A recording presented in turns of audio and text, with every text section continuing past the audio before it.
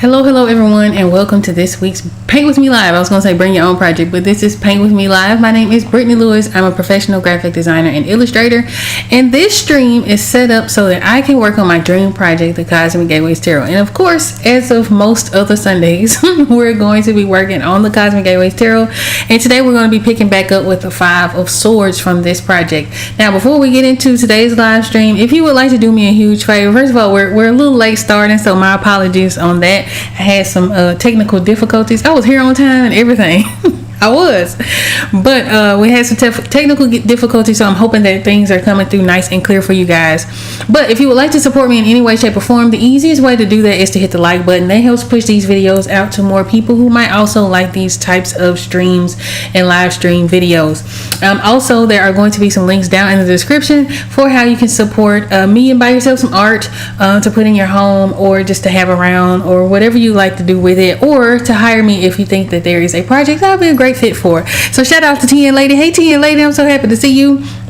Yeah, we had a little bit of some hiccups early on, but I'm glad that we got that straightened up, and I'm so happy to see you guys. I hope that you all were able to see like the little chat messages and things like that I was able to leave. I could do that, but for whatever reason, my OBS, which is the program that I use to stream through, was crashing, so we got it straightened out, so we're good. So we're back on the Five of Swords for the Cosmic Gateways Tarot. Now, actually, I think a couple weeks ago I released a time-lapse video, so I hope you guys had an opportunity to see that.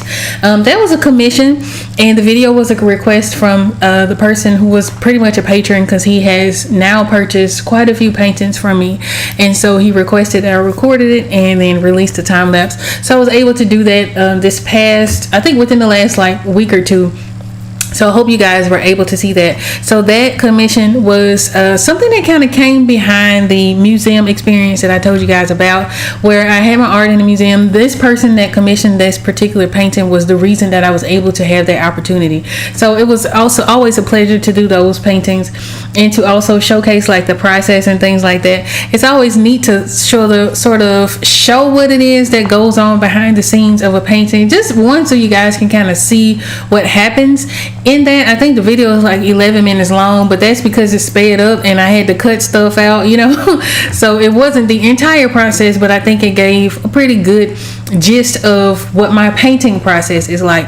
Now, for that painting that I did for the museum, which was the large red painting, I have a few shorts and reels for you guys who are watching this, however you're watching it, but they're in the shorts column that kind of explore that. But what I wish I had done was actually record some of my paintings. So I did record some of sort of the behind the scenes, getting ready for it, but because I was under such a tight deadline that I was not able to sort of record the actual process itself. I just didn't have the time to do it. Anytime you are recording and setting up cameras and things like that, it does sort of slow down the actual like production process of it.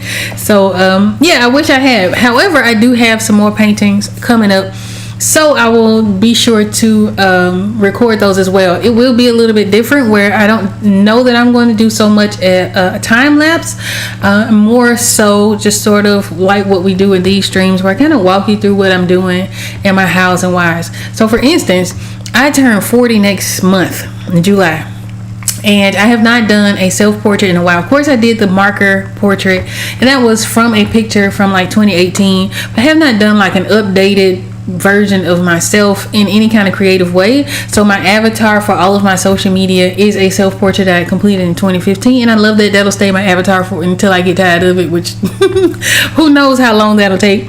But I do have an idea for a much larger painting, because again, that museum painting gave me an opportunity to paint very large, or much larger than I had in the past, and I liked it, right?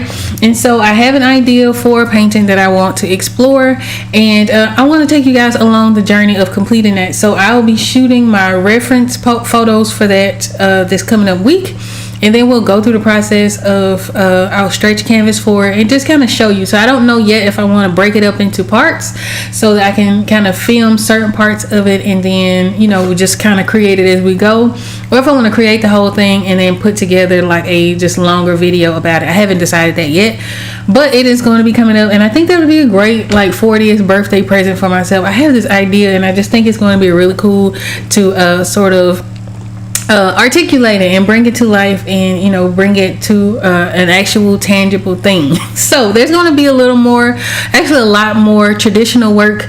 We're always going to work digitally, and I'll always share with you guys the process of me working digitally. So last Wednesday, when we were streaming for Bring Your Own Project Live, I did the facial expression for our main character, and today I listened to a song called Venom by Slum Princess, and that song encapsulates what I want to create for this card. And since that's kind of fresh on my mind, I do know that there are some things that I would like to sort of exaggerate and make feel a lot stronger to channel that particular energy. And one of the things that I noticed as I zoom out on this from the work that I did on Wednesday is that there is not a huge value range in our character, and I have to remember that this is going to be printed on a card, right? So anytime I zoom out, it kind of gives me a better understanding of what this will look like on a card. And what I'm seeing in this particular illustration is that I need to beef up the highlights and the shadows of this, right?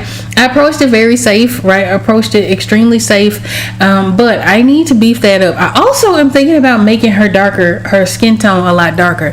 So we'll kind of play around with that today. I do have a copy of the skin tone for this character, just in case I mess up or just don't really like how it went. I can just kind of go back to the original layer. That's going to be found over to my right hand side, you guys' right hand side on the screen, in the layers property. I made a copy of it. But before I get into any of that, what I would like to do actually in this particular card is I'm going to start a new layer, and then I'm going to dump maybe like a gray or black and white on top of it, and I am going to set my blend mode to multiply or overlay or whatever is going to give me a dark tone, so I can kind of see what the values are looking like. Again, this is your range between light and dark, and anytime you can kind of pay attention to how your values look, make sure that things are balanced and even, things will look a lot better, right? They'll look a lot more fleshed out. So let me make sure, and I might have chosen the wrong color. Maybe we need to go a little bit lighter. But I'm doing this so that, again, I can kind of get an idea of what the value range is going to look like. And I for sure did this wrong. I haven't done it in a while either. Right? So we're just kind of going through this together. Or you're helping me remember in real time. This may or may not work. I used to do this quite a lot, and I don't remember how I did it. But we're gonna figure it out. So this is a good look at it, and it kind of is over. Let's see. Hold on, what would it be? Overlay, maybe soft light. I probably should have practiced this beforehand, but it is what it is. Regardless, right?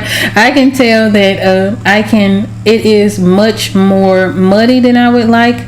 And I don't like that, right? So we're going to get rid of this layer really quickly. I can see that there are some highlights and things like that are missing from this illustration. So we're going to go to that skin tone, that copy that I made. I'm going to adjust this so that I make her darker, and then I am going to add, which will also kind of help me see where the light and dark is just not there, right? We're going to make her a darker skin tone. I want her to be darker than the guy that she's standing on, so that she stands out. I like this a lot. It does feel a little bit richer to me, so that's good. I like that. And then from here, I'm going to add a layer on top, and then we're just going to start beefing up the highlights in the shadows so that she actually looks like a real person, right? And then we'll work on the rest. So yeah, I hope you guys are having a great week this week, or had a great week this week. It has been a pretty busy week for me. It's been like that all summer, and I'm thankful for it. I'm really, really thankful for it, because I've been able to get out the house a little bit, get away from my desk a little bit, work on some other things, and I think that is helping me to sort of grow exponentially in my creativity, right? Because with that comes inspiration, and with that comes new ideas and things that I would like to explore and work on. I'm also working simultaneously, so there's a lot happening at once. I am working on bringing back my newsletters. So some of you guys are signed up for the wait list for this project. Some of you guys are signed up just to get art updates. That is going to be going back into full swing here very soon. I would say probably within the next 2 or 3 weeks.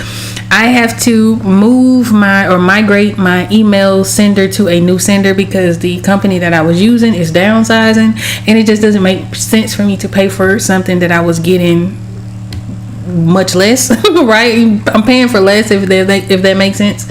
So we're moving, and in that I am sort of upgrading and getting those newsletters together. So as someone who works as a solo entrepreneur and sort of runs every aspect of my business for now, right, until I get a team around me, What helps me to sort of stay on track is making sure that I work in batches, right? I also kind of have to keep in mind that it is just me. So sometimes sometimes I'm a little bit harder on myself than I think I should be, or certainly don't deserve to be as hard as I typically am on myself when things don't move as fast as I would like for them to. I have to remember I'm just one person, right? And so there are lots of different things that I would like to accomplish and do and share and, build in my business, and things just take time. So this is one of those things that kind of came up, and because it came up and it was something I needed to tackle anyway, it kind of works in my favor. So we are going to be doing that soon. I'm really excited to send out this first sort of batch of emails. I have some other things that I would like to share as well. So we're getting there. So it's slowly but surely. And so the way that I do it is I have to create in batches. So for the emails, I will create just a chunk of them at once, right? Or like write a chunk of them at once. And that'll allow me to have the bulk of the emails created. And then within that, I can just sort of add the updates and things like that. So you're still getting a fresh story, you're still getting sort of inside updates and as they come up, but I'm doing the heavy lifting now, right?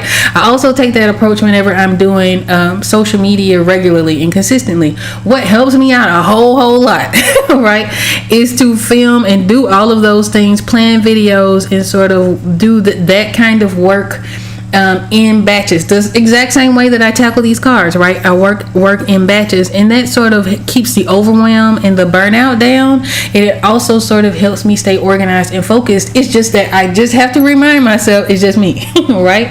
So when I'm seeing my peers who are able to like put out videos and things like that a lot faster than I am, I think sometimes that can be the trap, just comparing yourself to others. And I have to kind of remind myself that, things will happen when they're supposed to happen. And all I can do is one thing at a time, right? And also juggling other aspects of my life and all of that. So just if you're in the space where you're trying to sort of grow whatever you're trying to grow, whether it is in social media, whether it is in your business, or whatever the case is, and it's just you kind of have to find ways in which you can make the load lighter on yourself. So for me, again, batching is a lifesaver, right? So what I would do, and I do this off and on, I'll plan out like 6 weeks worth of social media stuff at one time, right? I'll have the posts ready, I'll do my videos, all of that at one time, and except for when things come out, so come up. So for instance, when I did the last batch of reels, those were in real time. Those where I was literally sitting down working on it, picked up the camera, here's what it is, and then posted it. That would be great if I could do that, constantly. But just the way that things work out, it doesn't always work that way. So again, I have to sort of plan things in batches. I remember I have taken lots of classes on this, right? So lots of sort of classes and workshops on how to sort of build in a situation where I don't have a team with me just yet. And I keep saying just yet because I can see it coming for me in my future. But for the time being, I don't have a team or people to handle the social media for me just yet, right? But as I am working my way through it, I just sort of have to give myself a can grace, but have plans and things like that in place so that I can get things done, get things out to you guys, and then I can keep my head on straight, right? And stay balanced. That is the main thing, staying balanced and again extending grace to myself. All right, so on my what am I working on the 5 of Swords, I am just adding in some highlights so that again I can beef up that value range. So anytime you hear someone speak about value is just a range from light to dark. When I am doing realistic portraits, the key to realism is having an even value range. So however bright your white goes, your dark needs to go like the exact opposite of that, right? So you don't want to have like stark black and then your lightest light is like a beige, halfway between, like a gray, right? If you have a stark black, you want to have a stark white. If you have a muted gray, you want to have a muted white, and that kind of keeps things looking very realistic. So the issue that I was having with this particular illustration, once I backed up, zoomed out from it, is that there's not really a whole lot of value specifically in her face, and her facial expression is going to emphasize the fact that she is angry, right? She is angry. She is a warrior. She's sort of channeling this rage, that Kali energy that we've talked so much about for this particular card. And so it's very important for me that you can see it, right?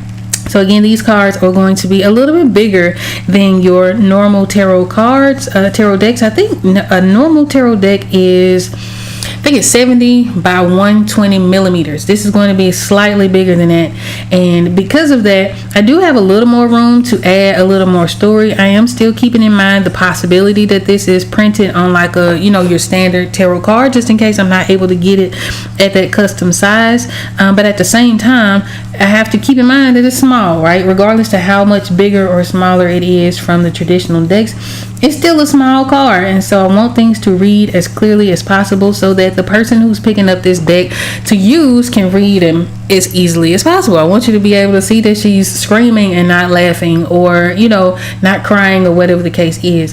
So for this particular card, not only is her posture a big deal, but also her facial expression. So I played around a little bit with this Sunday.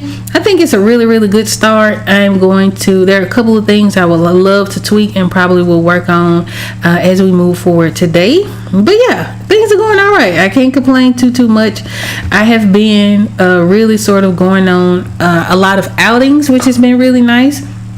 So for instance, I went out, I think a couple weeks ago, and did some photography practice, just a solo photo walk, which is something I had never done before, and it was a lot of fun, and also it's very helpful. So as someone who has multiple disciplines, although sometimes they don't necessarily intersect, there are times when they do, and they do so brilliantly. So being able to go on photo walks and take my own photography and things like that helps me when it comes to my graphic design, because I can use those photos in my designs, right? I can also use those photos in my painting references, in my drawing references, and in this deck, right? And I don't have to worry about sort of overstepping anyone's copyrights or anything like that, because I own the copyrights to the things that I create. And so being able to sort of use those skills to help enhance other aspects of my creative practice is really, really nice. And I encourage you guys that are in creative fields. I know that you all aren't artists, but for the ones of you who are, no matter where you are in your skill set, I think it's really important to sort of explore other modalities of creativity, because there is some sort of overlap to them, right? So for instance, whenever I would go to a photography club and we would talk a lot about composition and lighting and all of that, all of those things are principles that affect illustration, right?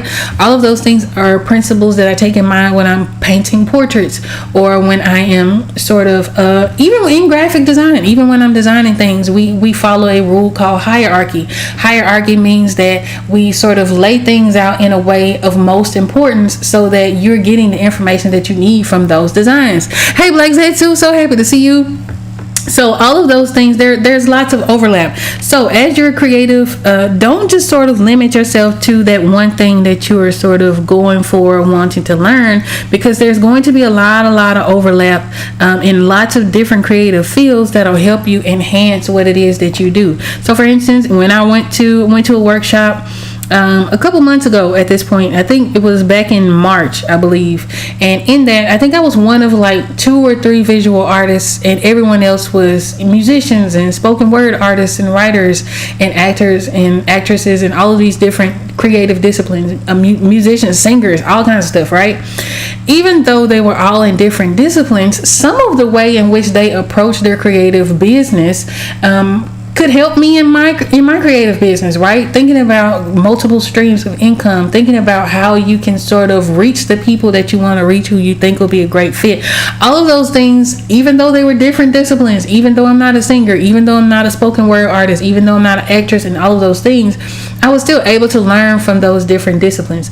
And it was able to sort of inspire me to look at and reevaluate how I move and some of the offerings that I have, so that I can help whoever it is that I feel like I want to help, right? So don't just limit yourself. I remember when I was in college at University of Tennessee, and I was going through the preliminary part of graphic design. So anytime you go to, I won't say anytime, back then, right? When you would go to college and you were going for a specific major, I'm going to use graphic design because that's what I was doing. You would have to take these like preliminary classes, and then you would go through this portfolio review, and then the committee of people will say yay or nay, she can proceed or he can proceed through this program.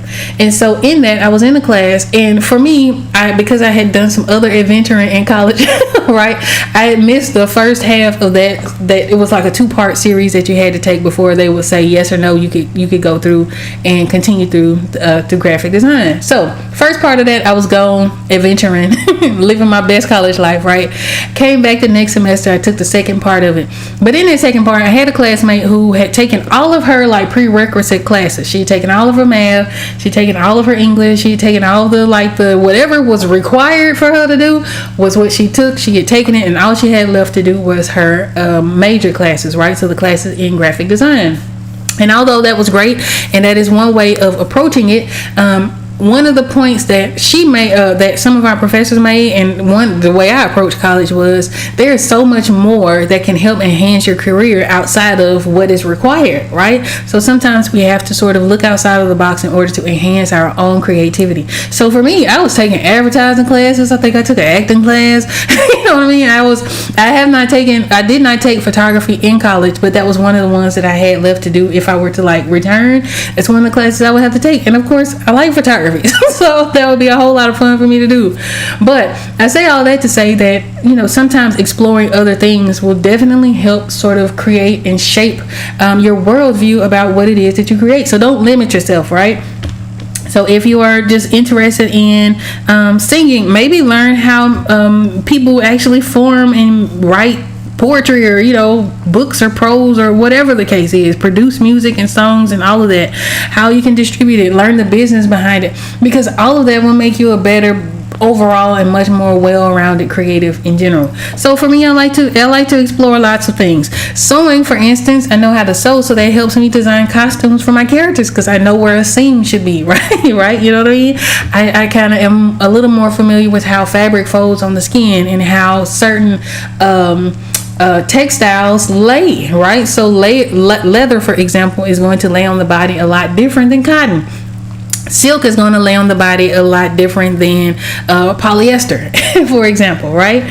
So having all of that to draw on kind of helps enhance what it is that I do in my artistic career. And then again, sometimes when we are sort of going through this and we're learning all kinds of different things, you never know what will sort of bring and pull you into something else, right? Just because it seems a little more interesting than maybe what you were accustomed to. So just kind of keep an open mind as you're sort of exploring these things, and don't be afraid to be new at something. That is something else that I know a lot of us sort of grapple with, is especially as we get older, right? We feel like because we are of a certain age, maybe we'll be judged if we're learning something new for the first time, or maybe we're sort of just hard on ourselves for not getting it as fast as we think we should. And I think those are unrealistic expectations to have on yourself. And it also kind of takes the fun out of it. I think there is so much power in admitting that you're a beginner at something, right? There's so much freedom in it as well. So when we went on the photo walk with Grind City Meets here in Memphis.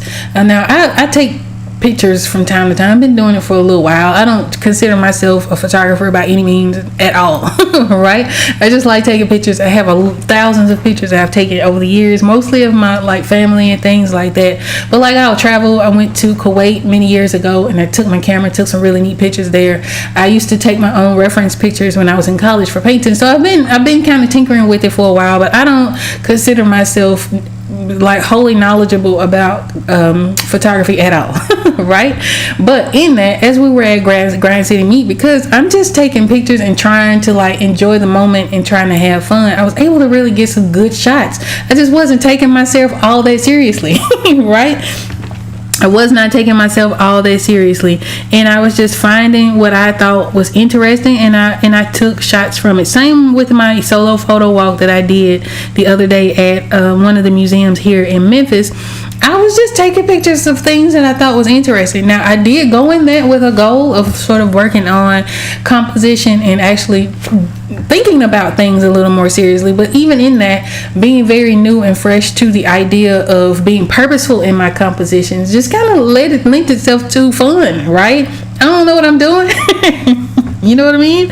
And that's okay. And I think there's power and there's a lot of freedom in admitting that I don't know what I'm doing. Right? So it takes a whole lot of the pressure off of it. And also knowing that there's always going to be people who are more knowledgeable than I am.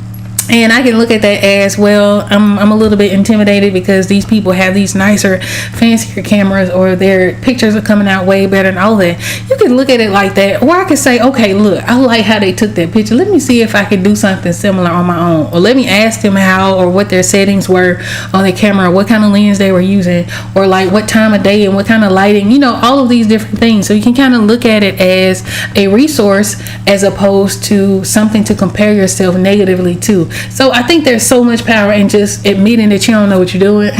You know what I mean? And just trying your best to enjoy the ride as you go. That's sort of the attitude that I've taken this year. Now, in the past few years, I've mentioned this a little bit off and on, it has been difficult as a creative, right? It has definitely been difficult as a solo entrepreneur that handles all the aspects of my business. And so because of the economic landscape as well as the creative landscape and how people are hiring or were hiring creatives over, I would say from the end of 2023 into the end of last year, maybe bleeding into this year, it was very different, and it made it very difficult to sort of work the way that I was used to working and finding the clients in the way that I was used to finding them, right? And so I just kind of had to make peace with where I am in my career, and also show myself grace, right? Because I'm still learning. I'm always still learning. I've been a professional since 2008 when I got my first job, right? Got my first job as a graphic designer in 2008. I worked until 2012 in a structured environment, and then I freelanced and became a solo entrepreneur after that, right? So I've been at this for a while. When I was in school, they didn't teach us the business of being an artist, so I had to learn it as I went. Right? So sometimes I kind of forget that, and sometimes we need a reminder that you don't know what you don't know. You went through all you had to go through because that was what you needed to go through and experience to make yourself better. Now, if you don't come out of that better, you still are sort of repeating the same cycles just because you don't want to sort of make peace with where you are. That's on you, right? But once you sort of get to the point where you're like, okay, this is where we at, right? I think you just begin to kind of take things a lot less seriously. Now, I say that from a slightly privileged perspective because I do have a great support system in my family. However, if you don't have that, it can be a very different journey, and I wholly recognize that, and I wholly recognize my position in that. So I am thankful for that wholeheartedly. However, I just feel like, sometimes it is we just take ourselves and we take life way too seriously. And I think sometimes if you can just find something outside of all of the serious business to sort of lighten your load, to enjoy, just relax and create, right? I think creativity is a great outlet. I think that helps balance out a lot of life. So back to our illustration. Now I've added some highlights to our character. I don't know if that looks good or not, so what I'm going to do is zoom out. Right? So zooming out helps me get a much more honest perspective. It's okay. I think that what is happening is that this color is probably a little bit too, neutral. So we're going to add a little bit of color to it. We're going to go slightly to our right to a little more yellow and see if that helps any. And I'm also going to lighten up the value. So in my color scale, which is also off to the right, I use the HSV, or it will be HSL depending on the program that you're using. So pretty much that is hue, saturation, and light, or hue, saturation, and value. That is the scale that I use for a lot of my sort of tweaking of colors and things like that. I like this over a CMYK scale or RGB scale because I get a little more control over the saturation, over the value of things, and it just kind of helps me out a lot. And then I can just kind of tweak whatever colors I need to tweak at post-production a lot later in one of my design programs. But this is that don't look good. That is the color scale that I'm using. So we're just going to sort of continue to add highlights and things like that. And what I might do is add some in-between tones. So we have this nice, rich, deep brown. I'm going to lighten that up just a bit just so that we can still have the idea that she's a very beautifully melanated woman, but we want to sort of highlight the fact that she's also outside, right? So her skin is going to shine a little bit differently under the light of the sun. So we're going to do that, and then we're just going to work our way around it. Now again, there are going to be some happy accidents happen, and maybe there are going to be some mistakes, but that's okay, right?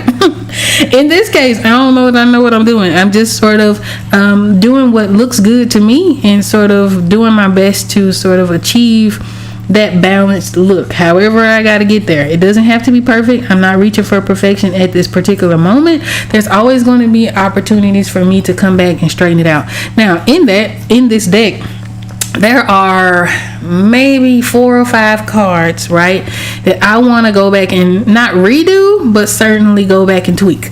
Right? So as I move forward in this particular project and in the journey of creating this, I'm learning a whole lot about art in general. Now again, I've been at this professionally for a really long time, and I do also have the college background behind me. So I've gone to lots of art classes, been lots of critiques and all of that has been my experience. However, I'm still learning. Right?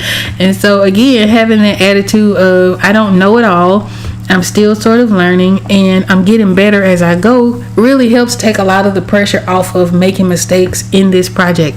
So as I make them and as I get better at whatever the skill set is, I can always go back and tweak them if I feel like it needs to be done. Or I can just say, you know what, it's not that big a deal, so I don't have to worry too much about it, and we move forward, right? So that's always an option. You can always kind of go back. But I think sometimes chasing perfectionism keeps us from actually completing something, right?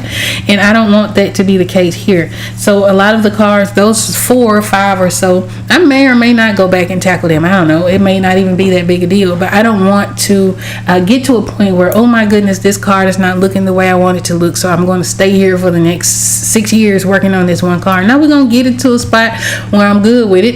You know what I mean? And then we'll move on. And that's kind of how I have sort of eliminated the need for perfectionism as well, and allowing myself to sort of just be where I am and be comfortable with where I am in my skill set and my career, and just moving forward from there. All right, so again, we're just moving and smudging. Right now I'm using a smudge brush. Now as I'm doing digital art, I primarily only use 3 brushes. I use a hard round brush, which gives me like a solid color. I use a chalk brush, which gives me a little bit of texture, and then I use the smudge brush, right? And that gives me the look that I like in my illustrations, because again, my background is in traditional. So I've been painting and drawing far longer than I've been doing digital illustration at all, right? Matter of fact, we had like MS Paint back when I was a kid, and like Flash, where you could draw and animate different things. But of course, my background is in traditional, and so because of that, I like seeing brush strokes. I like seeing texture in the things that I create, and so I try to emulate that. Now I've seen some artists. There is one name, I think her name is Alexis or Alex, I'm not really sure, but she's on, I think her name is Alexis Art or Alex Art or something like that. She does the most wonderful, like textured digital illustrations that I think I've ever seen. I'm gonna see if I can find it. So I'm following, I think her name is Alex Art. Man, the way that she is able to sort of compose illustrations and they look like actual paintings, to me, is so impressive. Right? What is it? Yep, Alexis Art. It says Alexis Art. Yep, her name is Alexis Franklin. Alexis Franklin works in, I think, Procreate, I think Photoshop, and Art Rage. Man, her work is so impressive, right? So her ability to capture that painterly look in digital illustration is something that I would love to sort of get better at. But I like how I work, especially when it comes to like actual portraits. I think I do a pretty good job with just my three regular old brushes. Now the other program, which I have a sort of love-hate for, that does give me that realistic chalk or like painterly texture, is what is the name of that program? Corel Painter. is Corel Painter.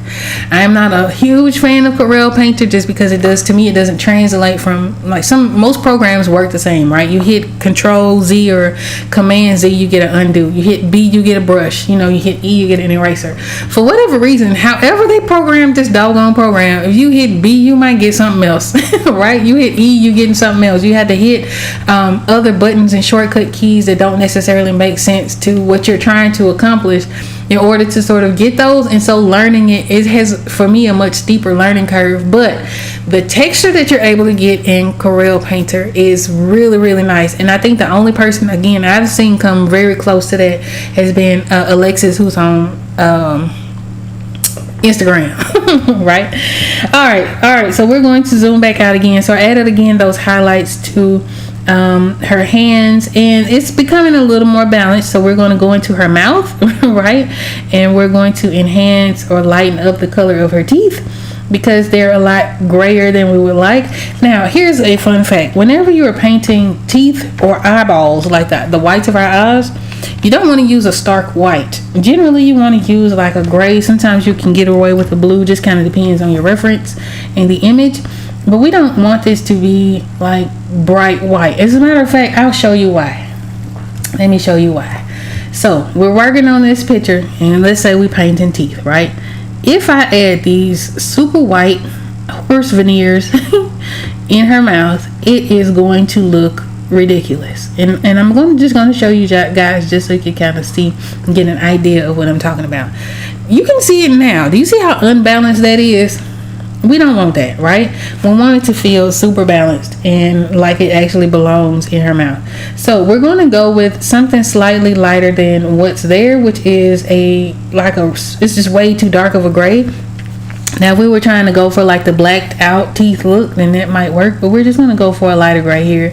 And if this is not light enough, then we'll sort of lighten it, right? We'll work on making it lighter. We might even make her gums lighter and things like that. But we'll keep the darkness there, the original teeth color there, just to have it as sort of adding some dimension to her teeth. But otherwise, we don't want it to be super duper dark. Now, what I'm going to do from here is again zoom out. Now, I'm zoomed in real nice and tight, right? And for me, it is really, really close because I'm maybe 6 inches away from the screen. So I'm zoomed in, it looks good. I can see her eyes are squinting and all that. Up close, it looks great. But once I zoom out, how does it read? And so that's sort of the dance that I have to take as I am creating these illustrations. And that looks good. That looks like a really nice white compared to like the color of her skin and her mouth and things like that. We may also again lighten or at least add some highlights to her mouth, lighten her gums a little bit. So what I'm going to do is I'm going to grab that color that I have for her gums. And this is dark like this because we took the original part that I worked on Wednesday and I just kind of darkened it because I wanted her to have a richer skin tone than what I had created. So that looks good. Now we're going to take this mouth of hers as soon as it auto saves, and then we'll go from there. So again, I hope y'all have had a great week this week. I hope that things have been flowing well for you, and that you're getting things accomplished. So photo walk, I went on one again a couple weeks ago. So I want to share with you guys at a certain point some of these some of these photos that I've taken. I'm pretty proud of them. I think I do all right. I'm gonna just say that I do all right. Ooh, that don't look good. We don't like that. I do all right in my photography, but for the most part, I just kind of enjoy just enjoy it, right? Just enjoy trying, or just enjoy sort of pointing and shooting. What I really wish I could do is like the street photography. I see a lot of photographers get like really nice candid images of people just out living in the world, and the camera that I took out a few weeks ago, I think it was at the top of the month. It is an older entry-level camera, so it's really slow. But the one that I do these live streams on, it's still an older camera, but it is a little more advanced, and so I think I'm going to take this one out the next time. I believe we'll see. All right, so what I'm doing is sort of lightening up the area around her mouth, and this is actually going to make her mouth stand out a little bit more. And we're adding this highlight in again. We want to exaggerate the fact that she has her mouth open, and so it'll be easier for us to see it as we are zooming out and viewing this as a card. So I've said this before and I'll say it again. I'm really excited for the possibility of having you guys use this project. I did a food truck logo suite, and I actually went in designing with the intention just to design one logo for them, and as a part of that I designed like options, and they actually purchased all the options, so they use all the options.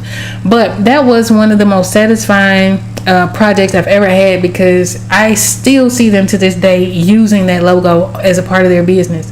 So knowing that I created something that was functional, it feels really nice. Right? It really does. Another one that I did was a book cover 2023. As a matter of fact, both of those were 2023. And just sort of seeing that book cover on my bookshelf or on the Amazon website, or like I did another book. I did a children's illustration that same year, 2023. That same year, did some children illustrations, and so I got a copy of that book. And just to have those things that are functional, that I was a part of and that I made, it feels really, really nice, right? It feels really, really nice. And so I'm really excited to be able to see what you guys get from the cards. Now, I remember I had one of y'all, I don't know which one it was like, hey, I just realized that this card is like a portrait of you. I can read so much about you in it. And I'm like, yeah, that's the point. However, every deck that I own has its own personality, right? So every time I get a new tarot deck or a new oracle deck or liniment or whatever the case is, I always interview that deck. So I ask questions or pull cards like, what type of work will you be best with? What kinds of answers can I look forward to? What are your strengths? What have you written? Just like I would interview a person for a job. I'm interviewing my deck. So I'm really curious to know what you guys read from this particular deck as a whole, because there's so much, I feel like, nuance to it. And maybe I'm a little biased because I'm making it, right? But there is so much nuance and thought and care that kind of goes into making each of these cards and creating stories for them and sort of channeling my own experiences in it. And I don't, again, think I'm an anomaly at all. So I feel like if I've had an experience, or if I have thought a thought, or had a fear, or had a victory, or whatever the thing is, that somebody else has had that same thing happen in their lives. And so I try to channel that as authentically and truthfully as I can in this deck. And I know that because of that, I know some of you guys resonate with it because you can see yourself in it, right? And I don't want to limit it to like your race or anything like that. So whoever it resonates for this deck is for you. Now, on the odd occasion, I have had people try, or I have had a person or two try and like race bait me, because it is full of black people and all kinds of like magical scenarios. And for whatever reason, these people felt offended by that. I can't take responsibility for that. You know what I mean? I don't ask Hay House why so many of their decks lack diversity, or US Games. I can't, it doesn't matter. I'm trying to support people who feel like who I can resonate with is by decks that I feel connected to. I can't even worry about whether or not someone else makes something that's representative of me. I just go out there and find it or make it myself. And so that is the gist of this project. Just kind of got tired of not seeing myself represented. At the same time, I was really sort of dissatisfied with the art that I was creating as a whole. Like, I liked it, but it wasn't really what I wanted to do. And so I just started. Right?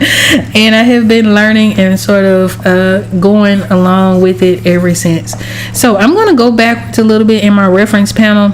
I have the Agoji Warriors up right now. I'm going to see if I can find my light map, which is sort of my 3D models, and with that they're in a specific lighting. Here we go. That's going to sort of help me figure out where the highlights and things are on this character, so that it's all consistent, right? I want to make sure that it is all consistent. So I hope that watching me, you guys have sort of felt brave enough to go out there and learn something new, or try something new, or do something new, or study something new. It doesn't have to be art. I'm a little biased because I am an artist, right? So a lot of my advice will be geared towards artists. But again, don't just limit yourself to what you're interested in, because you can learn so much from all kinds of different disciplines and people's experiences across the board. So it looks like there's a little bit of a highlight on this side. So we're going to add that in, maybe not so bright. So we will go with, maybe let's try this color. We'll lighten it up a little bit. Now, as I'm lightening the value, I'm also lowering the saturation so that it's not super duper bright. But like, that's good right there. It's good. That's really nice. And so we want to follow the contours of the face and use our imagination, because my model doesn't have a facial structure, right? So we have to kind of lean on my face as a reference, right? Or also just sort of what faces look like from memory. But if you are drawing and you have 3D models that look like this one where there's no face at all, there's an app called Handy that I absolutely love. And I've been using Handy for years. And in Handy, and I'll show you, hopefully it'll come up. In Handy, you have not only hand references that you can use, but you also have faces. And so for me, where that comes in, and you can't change like the facial expressions or anything like that, but where it is helpful is that if I take, let's say for instance, we'll take female head B. So it looks like this, right? It looks like that. Now on this, I can, let me put the pen down. Where'd it go? Child, let me go back. Heads, female B. There we go. So it looks like this. Now on this, I can sort of tilt her head. I can kind of put her in a roundabout angle. And what that does is it helps me figure out where the jaw structures are, where the mouth would be. And I'm also, again, taking into consideration how that fits the character that I'm working on. But it helps so much, right, in so many different ways. And again, those you can't really change the facial structures for or anything like that, but it is just helpful to know where the things on the face are placed, right? Especially if you don't have like a direct reference for it or anything like that. Now I'm looking in my face is covering this up, but there's a box called a navigator, which is an extremely zoomed out version of this entire image. And in it, the highlights and shadow look a little bit extreme, but I'm not really sure if I'm just reading it and it's just compressing everything. So what I'm going to do again is I'm going to zoom out, right? So when I am working on a actual canvas painting, zooming out looks like stepping back from the canvas, right? And it works the exact same way. You're zooming out or you're stepping back from it, because when we're working on canvas, we're extremely close to it. Now again, I'm about 6 inches away from my screen. So I'm already super close to the screen itself. But when I zoom out from it, it kind of gives me a much more honest look at what's happening. I can kind of tell what I need to tweak, what needs to be emphasized more, what I can and cannot read in the facial expression. Again, this is a small aspect of a very small illustration. So zooming out helps in that. When I'm painting, it works the exact same way. So as I am working on, so for you guys who saw the Civil War painting that I did recently, for the whole time I'm like right up into the painting, right? You don't see my face because of the way that I had the camera set up, but I'm super close to it. And sometimes when I'm doing that, I'm like, man, I don't think this is looking right. Right? Until I step back. And you have to remember that people aren't viewing your artwork from like 2 inches away. They're viewing it from afar. So you want to make sure that it reads well from afar. It doesn't really matter what it looks like up close, so long as it reads clearly from away from the canvas. And so a great artist, one of my favorite artists, what is that man name? Child, I'm saying my favorite artist and just lost his name that fast. And it's not Charles White. Charles White is one of my favorite artists, but gosh golly, it just slipped my mind. I don't know his name. But anyhow, I do know his name, but for whatever reason I got brain fog. But one of my favorite artists, right, he does these, or used to do these huge, like multi-story level size paintings. And as he was doing these paintings, the paintings themselves up close were just circles and dots, multiple color circles and dots. But if you step back from the painting, it looks like a very photorealistic painting. And I don't know why this man's name is escaping me, but he is one of my favorites. But anyhow, so that is sort of the same thing. It doesn't really matter what it looks like up close, right? So long as it looks and reads well from afar. So yeah, it's looking a little bit stark in the contrast department. So what I'm going to do is add some more of that lighter tone color in the bridge of her nose, right? And then we will go from there and kind of see what it's looking like and continue to zoom in and out of our images. So don't be afraid to sort of zoom in and out. I remember too, don't be afraid to use your eraser. Right? So I remember some years ago I was talking to a guy whose daughter was into painting and things like that, and he was like, I guess they had been having a debate, and he was like, well, you have to tell her you don't use your eraser, do you? And I'm like, absolutely I do. Right?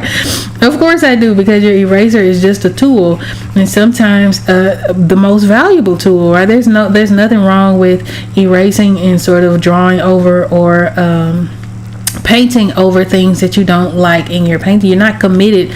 You don't have to be committed anyway 100% to the things that you create. You can go back and change it. You can paint over it. You can erase what you don't like and all of that. All of that's fair game, so long as you're happy with the end result. However you got to get there is on you. It don't even matter. It ain't nobody's business but yours. Right? And a lot of times too, the journey is much more important than the end result anyway, because you'll learn so much more about yourself and in the medium that you're working with, and sort of the image that you're creating, so that you can carry that into the next thing that you're working on. So that's looking a little bit better. I am going to, what I want to do, kind of want to emphasize this shadow just a bit, just a little bit right here, right? And then we want to make sure that it looks like her nose is sort of wrinkled as she's yelling. But we want to make sure that it looks right. So, yep, that is where I am for the most part. Again, if you are on the newsletter list, be on the lookout for new newsletters coming in the next 3 weeks or so. There's a couple things that I'm going to be getting prepared for that. Again, we're migrating from one company to another, and so that is taking time. But as soon as that's done, we'll be back on the road for that, because it's been a really long time since I sent out a newsletter, and I think it was like the end of January last year. And the reason why I hadn't is because I was going through so much.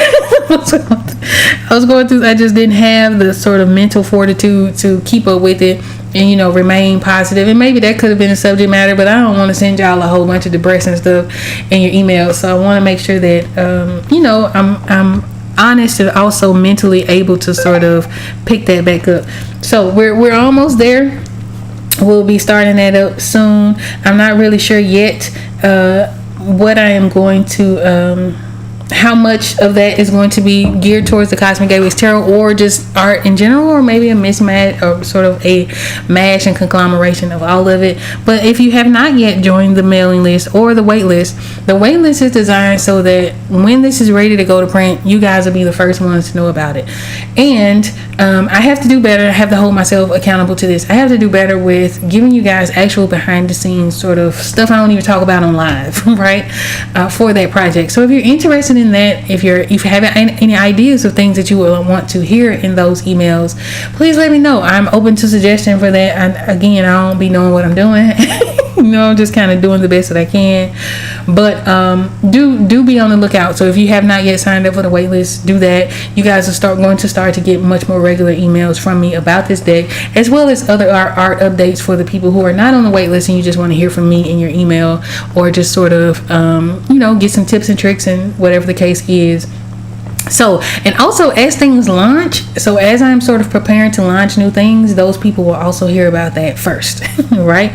So I'm really excited about that. This year, I will say, has been so much better than years past. I feel lighter. I feel much more creative. I feel a little more whole than I had been in years past, because again, it had been a really rough ride, and sort of finding my place in this ever-changing landscape of creativity as well as in our economy. And so it has pushed me to sort of reevaluate again how I do business, who I service, what kinds of services I would like to offer, and then going for the people who I think I can help the best, right? And also diversifying those modes of income. And so that was one thing that I've always heard, right? Always heard, but it wasn't until I went to that workshop with Mid-America Arts Alliance, and they sort of made it, I don't know, maybe I was just ready to hear it that day. But they made it make a lot more sense.